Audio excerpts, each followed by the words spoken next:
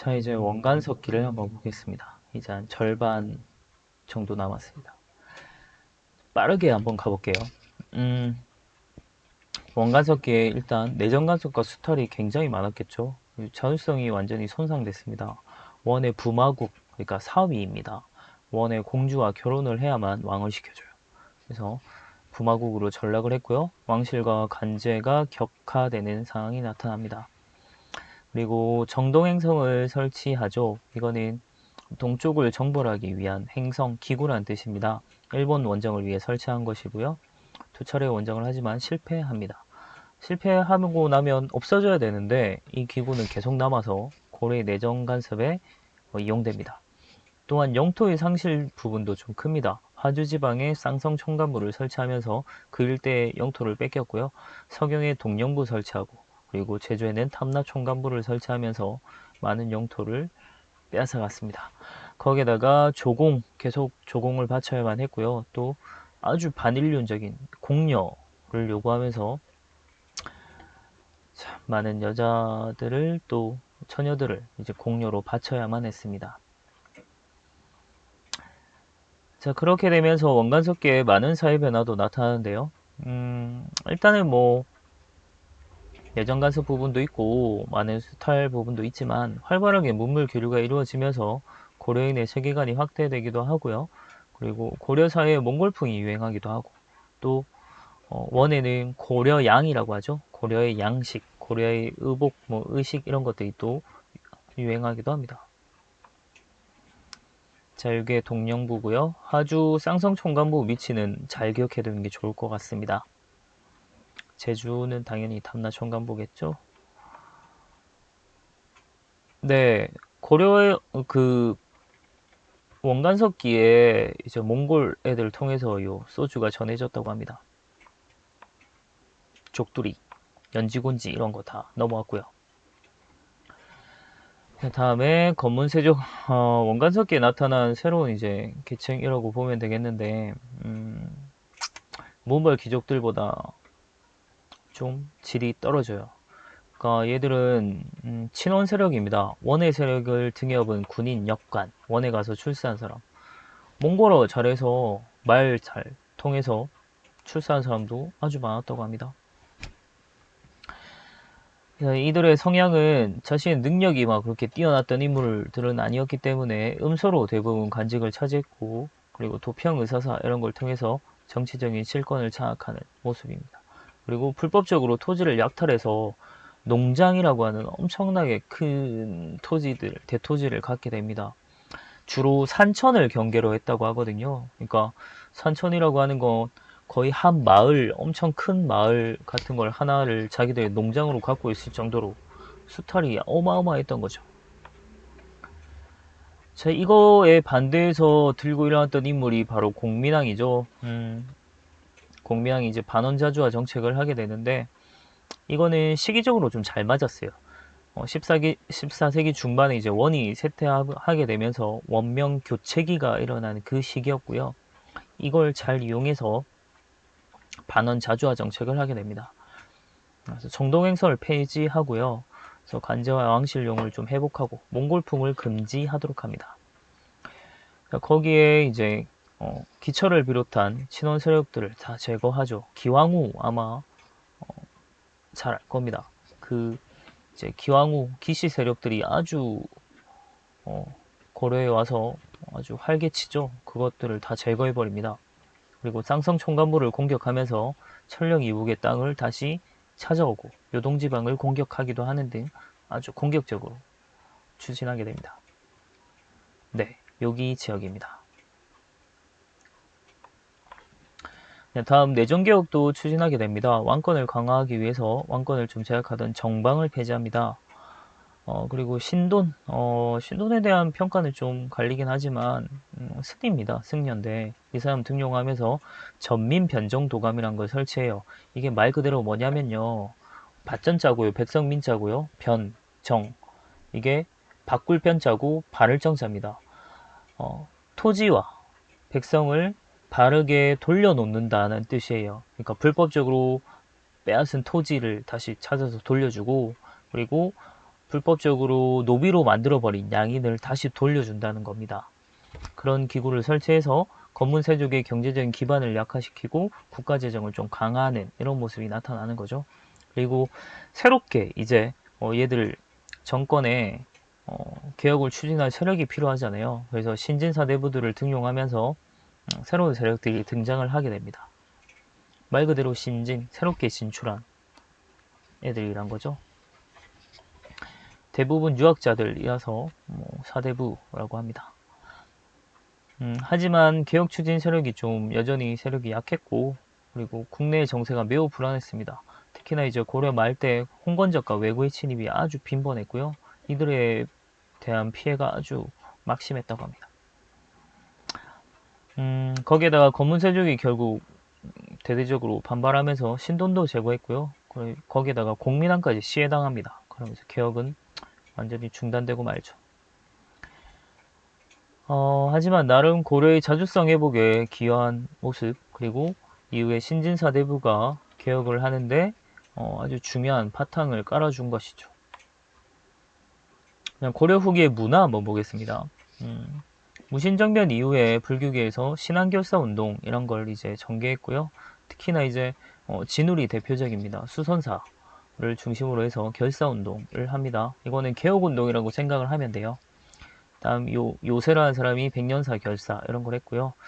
특히나 이제 진울이 이제 선정 중심으로 교정을 통합하는, 그래서 지금 만들어진 것이 이제 조계종이고, 이것이 우리 대부분 이제 우리나라 불교가 조계종 중심이죠. 그래서 어마어마한 영향력을 끼친 걸 볼 수 있습니다. 이 사람이 주장했던 게 정의 쌍수라고 하는 거와 도노점수란 말이 있는데, 의천의 교감 겸수랑 비슷한 게 정의 쌍수예요. 그러니까 수행하는 것과 공부하는 것, 경을 읽는 것 둘 다 같이 해야 된다. 같이 수행을 해야 된다라는 게 정의 쌍수고요. 도노 점수는 두 개의 단어가 합쳐진 건데, 도노가 이제 단번에 깨우침이고 깨우침을 얻는다는 거고, 점수는 점진적으로 수양을 해야 된다 이런 뜻입니다. 자, 팔만대장경 간행은 우리 몽골 신인 극복하기 위해서 만들어졌다고 했고요. 고려 말대 불교계가 또 다시 한번 좀 세속화되게 되는데, 원간석기 들어서서 불교 개혁이나 신앙결사 운동이 완전히 쇠퇴되고, 그러면서 아주 세속화 많이 되고 부패가 좀 심화되는 이런 상황이 나타납니다. 거기에다가 검문세족과 연결이 되면서 아주 부패가 더 심해지는데, 막대한 토지와 노비를 막 소유하는 그런 불교계의 모습이 나타나요. 그래서 신진사대부의 비판의 대상이 되어 버리죠. 진울입니다. 자, 다음에 고려 후기 때 성리학이 전래됩니다. 성리학은 유교의 한 종류라고 보면 돼요. 충렬왕 때 안양이라는 사람이 처음 소개했고요. 그때 이제 만건당이라고 하는 걸 설치하게 되면서 이재현이나 이런 사람들이 원의 학자들과 교류하면서 성리학이 아주 연구가 활발하게 이루어졌고, 이를 바탕으로 이색 정몽주 이런 사람이 연결이 되면서 많은 성리학자들이 생겨났다고 보면 됩니다. 이들 대부분이 이제 신진사대부들이라고 보면 되겠죠. 그래서 사회모순을 개혁하기 위한 사상으로 이 성리학이라고 하는 게 수용이 됐고, 불교의 타락성을 비판하면서 새로운 국가, 사회의 이제 새로운 지도, 이념으로 등장을 하게 된 게 성리학입니다.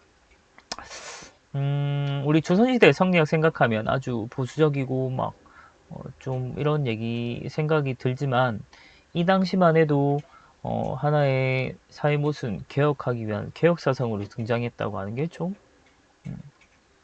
특이점이죠. 그리고 과학기술 엄청나게 발달했습니다. 세계 최초로 금속활자를 만들었죠. 원을 통해서 중국과 이슬람의 과학기술이 많이 수용이 됐고요. 특히나 우리는 이미 일찍이 인쇄술이 되게 발달되어 있는 상태였습니다. 그래서 목판 인쇄술이 처음에 많이 발달했었는데, 그래서 팔만대장경 그런 거 볼 수 있죠. 근데 활판 인쇄술도 이제 금속이죠. 그래서 금속으로 만든 이런 활판 인쇄술이 또 개발이 되면서 여러 종류의 책을 소량 인쇄하는데 아주 적합했다. 글자를 끼워 맞추는 거죠. 끼워 맞추기 위해서 책을 하나 만들어서 펴낼 수 있는. 그래서 가장 빠르게 이제 만들어졌다고 하는 게 바로 상정 고급 예문인데 서양보다 한 200여 년 앞섭니다. 하지만 전하지 않아요. 그게 제일 문제예요. 그래서 현존하지 않는 게 그래서 인정을 받지 못하고 있습니다. 하지만 그래도 다행인 것은 직지심체 요절이 현존하죠. 그래서 세계에서 가장 오래된 금속 활자본으로 인정받고 있습니다. 그래서 직지 얘기 많이 들어봤을 겁니다. 네. 직지 적혀 있죠. 요겁니다. 다음에 화약 제조하다 나와 있는데 천문학도 엄청나게 발달했대요. 그래서 천의 역법 수시력이라고 하죠. 이걸 이제 수용하고 하면서 좀 발달을 했고, 다음에 향약 구급방이라고 하는 우리나라 최고의 의학 서적이 만들어지기도 합니다. 향약이라고 하는 뜻이 보통 이제 사실 모든 의서나 이런 부분이 다 중국 중심이에요. 그래서 이때 향이라고 하는 건 지방이라고 하는 뜻인데 우리 지방, 우리나라라는 뜻입니다. 그래서 고려에 맞는 의학서적이 만들어졌다라고 보면 되겠고, 채무선이 이제 화통도감을 설치하면서 화약과 화포를 제작하는 이런 모습이 나타납니다. 그리고 나중에 진포 대첩에서 왜구를 크게 격퇴하는데 이 화약과 화포가 쓰이기도 하죠. 농업 기술이 엄청나게 발달되기도 했고요. 다음에 고려 말때 문익점을 통해서 목화 재배 성공하는데 문익점을 통해서 들여온 목화가 이제 재배되는데 성공하기도 합니다. 그래서 의생활이 엄청나게 변화를 가져오죠. 문익점 목화입니다. 다음에 역사책 한번 보겠습니다. 전에 한문학, 미인노의 파한집, 제자의 보완집 이런 게 있고요. 경기체가 소교 이런 게 유행했습니다. 역사서가 좀 많이 나오는데요.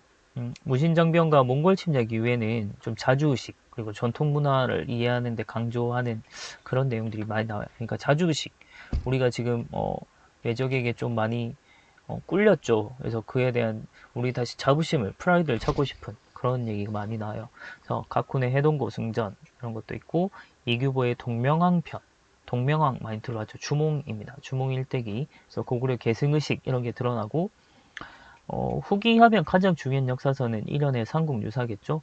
물론 뭐 스님이고 거기에다가 불교사 중심이기도 하지만 단군을 시조로 처음 인식했다고 하는 점과 꽤나 자주적인 이런 모습 때문에 중요한 역사서로 다뤄지기도 합니다. 그리고 이승유의 재앙운기 단군부터 저술했고요. 발해를 단군의 후손으로 인식하는 이런 모습이 나타납니다. 하지만 고려 후기 때 이제 성리학적 유교 사관이 대두되면서 이재현의 사략이라고 하는 책이 나오기도 합니다. 다음 뭐 마찬가지로 불교 예술 많이 나옵니다. 건축은 당연히 궁궐과 사원 중심이었는데 추신포 다포 양식 이런 것들이 좀 다포 양식이 이제 고려 후기 때 되면 좀 많이 나와요. 그리고 dak층, 다각탑 이런 것도 원의 영향으로 많이 나오고 대표적인 게 경청사 10층 석탑입니다. 그리고 상감청자가 이제 만들어지다가 고려 말 때 되면 분청사기가 좀 유행을 해요. 분칠한다는 겁니다. 청을 그러니까 색을 덧입히는 이런 게 이제 분청사기예요. 아예 청자를 만들지 못했다는 겁니다. 다음에 불교 이제 유행으로 회화, 뭐 양유 간음도 이런 것도 있고요. 문이나 이런 거 유행하면서 신진사대부들이 이런 걸 많이 그렸다고 해요. 대표적인 게 공민왕이 그린 천산대력도 이런 것도 있습니다. 전기 때 구양순체였다면 후기에는 송설체라고 하는 조맹부체가 유행하기도 합니다. 네, 이게 이제 다포 주심포 양식인데요. 그래서 요 기둥과 요 처마 요 사이에 있는 요 장식하는 걸 요거 포라고 해요. 이게 하나만 있으면 주심포고 막 여러 개 달려 있으면 다 포입니다. 요렇게.